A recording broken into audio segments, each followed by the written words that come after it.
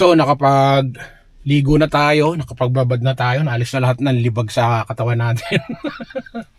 At maaga pa naman, so explore natin, ikutan natin tong high level para may idea kayo kung anong meron dito sa high level. Ganitong oras pa lang, wala na silang tao. Lunes pa ngayon.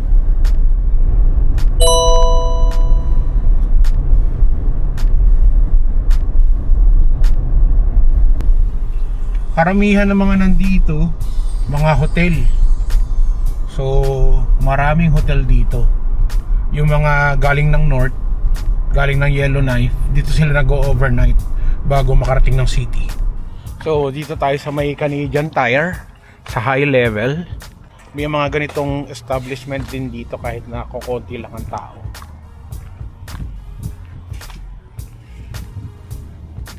Lahat ng mga ganitong uniform nila, puro lahat, puro Oilers. Ayan pa Oilers lahat yung mga tao dito $200 ang isa.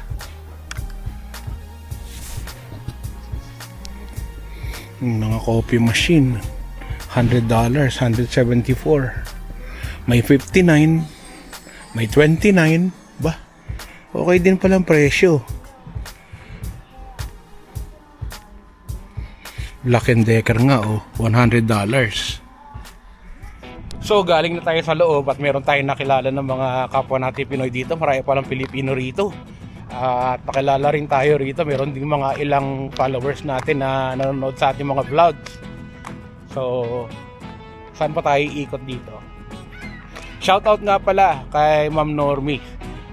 Kakilala daw siya ni Ma'am Cynthia Pineda, yung ating kaibigan, yung ating ka-Berks na nagtatrabaho sa Toyota dyan sa McLeod.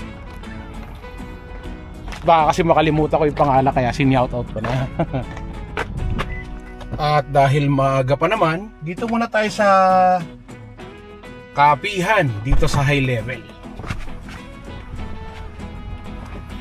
Magkape muna tayo dito saglit.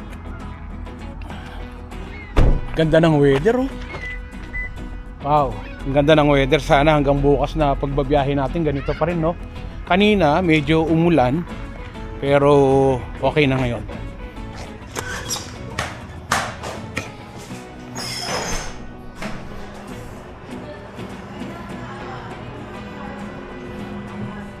Puro Pilipino rin yung mga nagtitinda dito. Yung mga staff nila rito, mukhang busy sila. Ilan lang kasi yung staff nila, tapos wala naman tao, so busy lang yung kanilang drive-thru. Hi sir! Hello ma'am! Good evening po. Good evening po. Ano pong atin? Pengi po akong kape, medium, black. Tapos? Yun lang po. Opo, yun lang po. Try naman po ako matulog ng late. Nag-ano ka? Opo, nagbablog po ako. Vlog ko? Opo, Anjoliana. Thank you po. Ewan ko, hindi ako makakatulog pag hindi ako nagkape. Baligtad ako Pagka hindi ako nagkape, saka ako hindi makatulog. Pag nagkape ako, yan, masarap ang tulog ko niyan. Vlogger ka po? Opo, Chris Cusinero po. Chris Cusinero? Opo. Saan ka nag-work? Sa Calgary po. Sa Calgary nga. Opo, namasyal lang po ako rito. May deliver po akong sasakyan sa Yellowknife bukas. Nagano ka ng sasakyan? Na magde-deliver lang po, pinabili ng barkada ko. Hello ma'am. Pinabili ng barkada. Sino barkada mo? Po? Sino barkada mo? Taga po, Yellowknife. Sige po. Ingat po. Thank you ma'am. Hello. Taga saan po kayo? Taga rito rin po kayo. Matagal na kayo dito. Pwede ko ba kayo isama sa vlog ko? Sige. Taga saan po kayo dito sa sa Canada? Dito lang po sa high level. Dito lang sa high level. Ilan taon na po kayo rito? Ako, mag 11 years na. Wow, tagal na rin.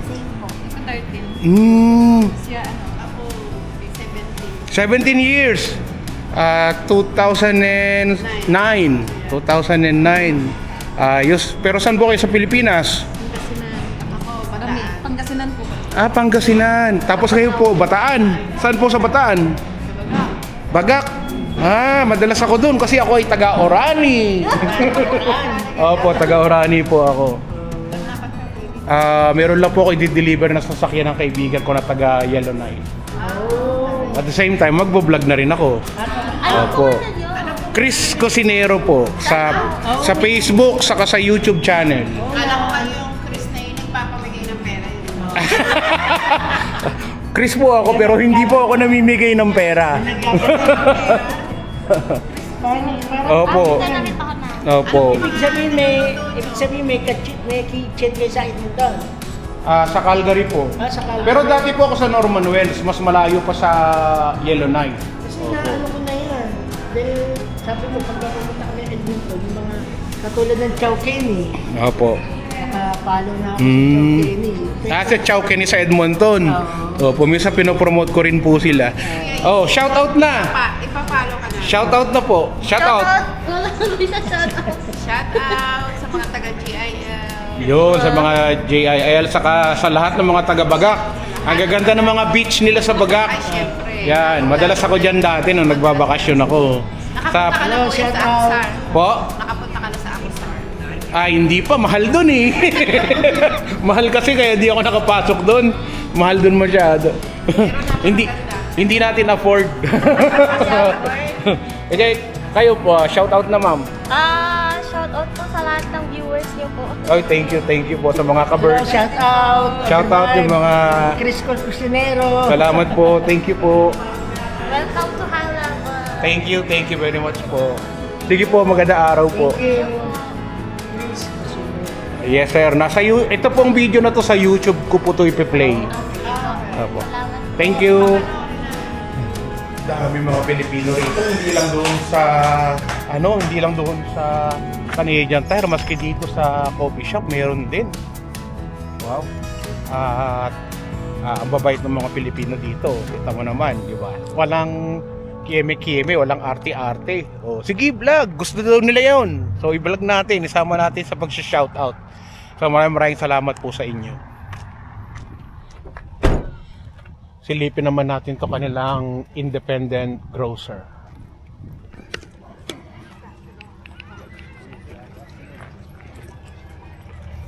Totoo dito na rin naman tayo di libot-libot na tayo, di ba? Para makita nyo rin yung lugar. Meron din ditong grocery store kahit na tok-tok na to ng Alberta. Hindi rin naman ganun kamahal yung mga paninda nila. Parang pareho lang din ang presyo ng nasa city.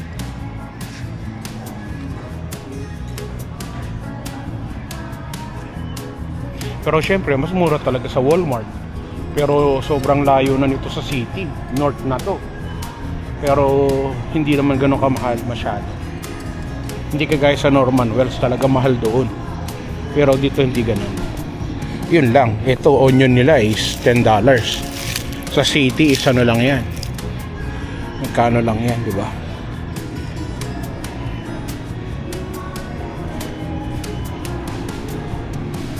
Meron silang $5 dito. Yung mga spam, ang bawat isa ng spam is $5.99. Mahal lang siguro ng piso or 150. Yung ganitong corned beef,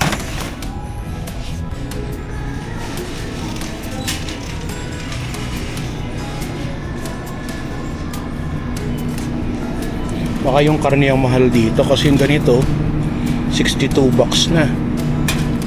Yung T-bone nila na nangingitim na is $23. $50 mahigit yung tatlong ganito strip loin.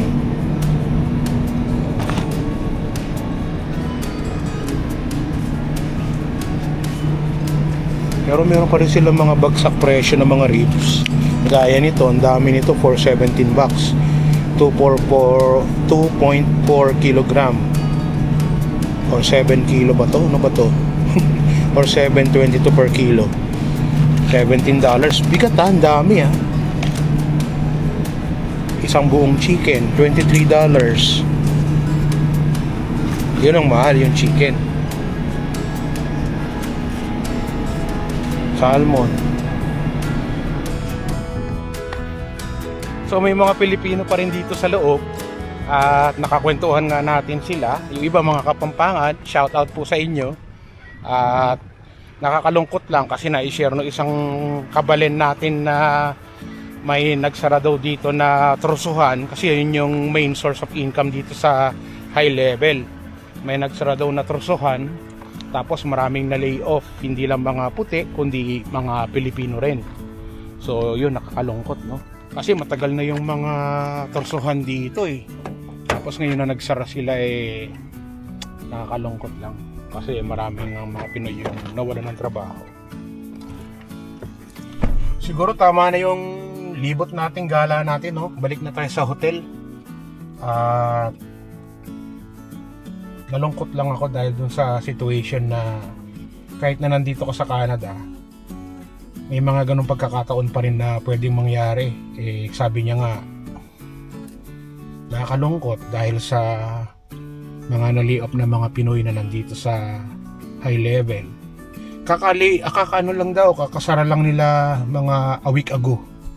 A week o 2 weeks ago lang daw. Tara, balik na tayo sa hotel.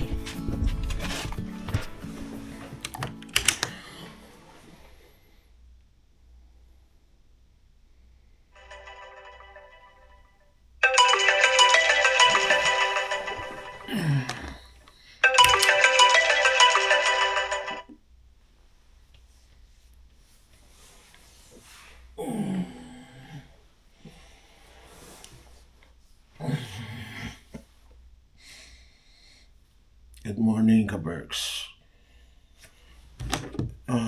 5:45 a.m.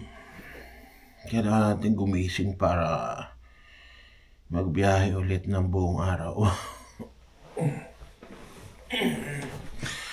Good morning, good morning, good morning. So, tara na, bis na tayo.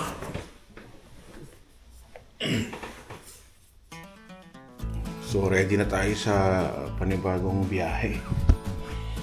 Tara na. At doon na lang tayo mag-almusal sa kabilang side, sa kabilang lobby ng hotel.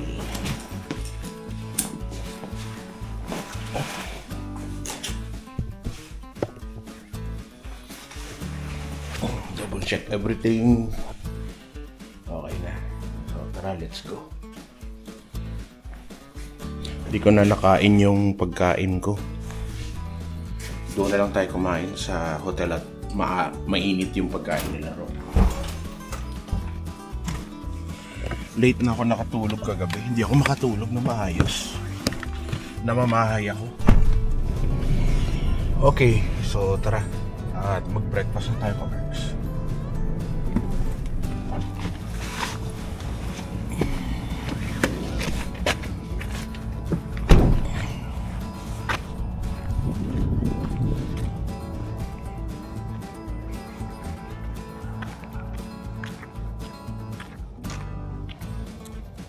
Taray ng mga sasakyan ng mga naka-check-in dito, mga malugan ng truck. Malamig ulit. Basta dito ko sa north, pagtanghali mainit, pero pagdating ng bagsak ng gabi, malamig.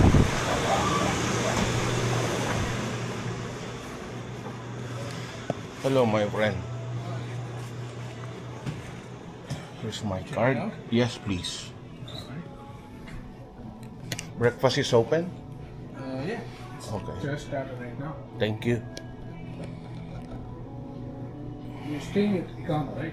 Yeah. How was your stay? Good. Thank you. Have a long day ahead of you? Yeah, I'm still going to Yellowknife today. Oh, okay. The weather is good for the time. Yeah. How is the weather up in Yellowknife? No, I've been in Edmonton yesterday. I'm going north. Okay. You've been driving for quite a long time then. Yeah. You made a cash deposit, right? Yes.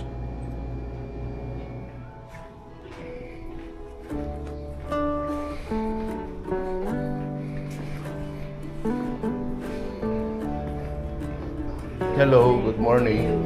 How are you? So meron lang akong bacon, egg, and hash browns. Tapos bagel. Saka coffee. At walang tao. Zero. Ako lang mag-isa. Kain lang ako. So kanina pa ako umiikot at magpapakarga sana ako ng gas, pero lahat ng gas station dito sarado pa, out of service pa.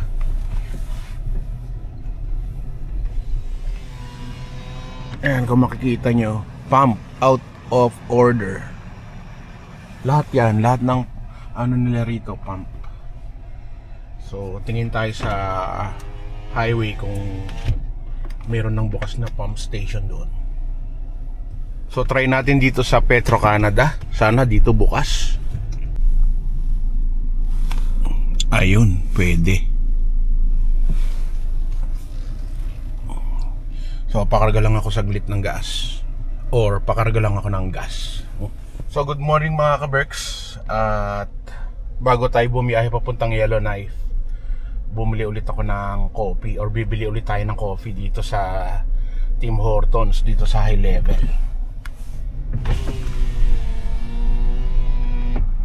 Hi, good morning. Good morning. Can I have one medium black coffee please? Okay. Thank you. That's it. So mahaba-habang biyahe na naman to. At good luck ulit sa atin. Para akong puyat na matching. Hindi ako nakatulog na maayos kagabi. As in, hindi ko alam kung bakit. Siguro na mamahay ako. Hindi ako nakatulog na maayos.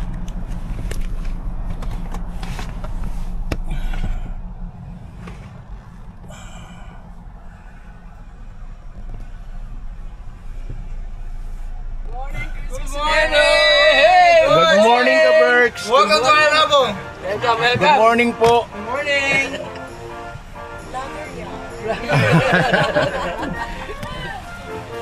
Yellowknife na sir. Akala ko libre yung kape. Ala!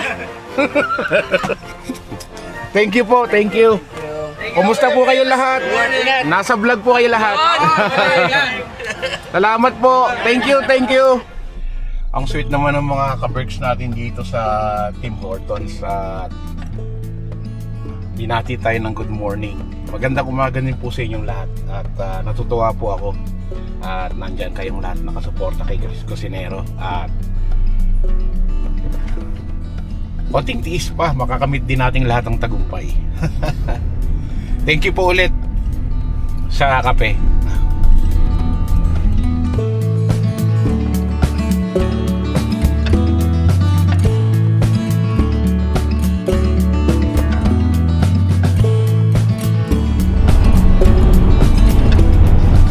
So for almost 30 minutes na pagdadrive ko, wala akong nasalubong na sasakyan maski isa. Ako lang mag-isa nagdadrive dito sa highway. At kanina nung kumain ako ng breakfast doon sa hotel, may nakausap ako na breakfast cook at babae na taga India. Nasabi niya na 5 taon na raw siya dito sa Canada, hanggang ngayon hindi pa rin siya PR. Galing daw siya ng Toronto, pero ang hirap daw dun makakuha ng papel, kaya lumipat siya dito sa dito sa High Level. At hanggang ngayon hindi daw niya alam kung mapi-PR siya, kasi nga sa sobrang higpit na ngayon. Mahigpit na kasi ngayon eh. Sabi niya hanggang September na lang daw yung papers niya. Pag hindi daw nagawa ng paraan, babalik na siya sa India. Uy, may dumaan na isang sasakyan. Nakakalungkot lang, biruin mo, 5 taon na siya dito sa Canada. Tapos babalik na siya ng India. Sana maayos yung papel niya. Pagkatapos nagpunta tayo sa coffee shop. At tayo mga Pilipino. Ang aga-aga lahat ng mga staff nila doon, mga empleyado nila doon, puro Pilipino lahat. So hello po sa inyong lahat, magandang araw po sa inyong lahat. At kahapon dumaan din tayo doon. At nakita rin natin na yung ibang mga uminom ng kape, mga Pilipino rin, mga in-interview natin. At ngayon naman, nagkarga ako ng gasolina. Kinarga natin is $100 ang full tank na itong sasakyan na to. Pero kalahati lang yun. Kalahati lang ng gas yung pinultang ko. $100 na. Kasi yung gas ngayon is 1.97 yata. Almost $2 ang isang litro. So magkano yung $2 sa peso, no? Medyo mahal din talaga. Ganun talaga, hindi lang sa Pilipinas mahal. Maski na dito sa Canada, mahal din ang ang gas. So tara, diretso na tayo at biyahe na tayo papunta ngayon ng Yellow. We are driving down a long road, green grass where the wild wind blows. Butterflies dance with honeybees, blue mountains touch the speeding breeze. Sunlight paints the sky so bright, chasing shadows out of sight. We keep rolling through the night. Every turn feels just so right. We keep rolling through the night. Every turn feels just so right.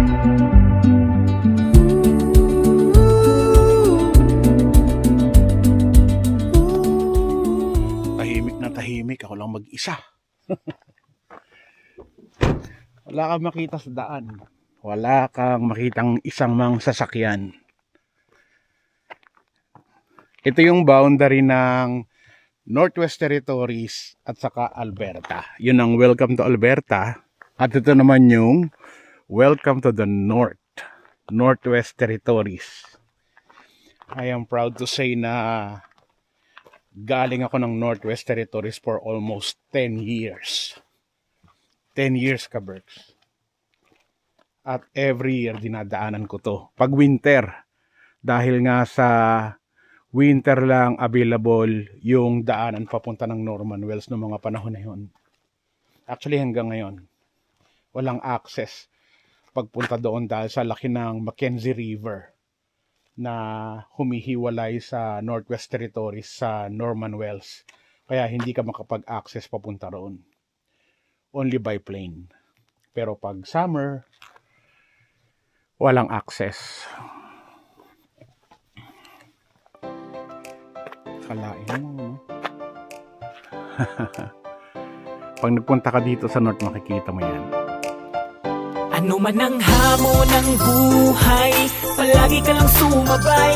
Piliin mo laging sumaya. Kay Chris Cusinero panalo ka. Di lang pagluto at sa kusina, sa adventure ay kasama. Sa lugar na kakaiba, halika na.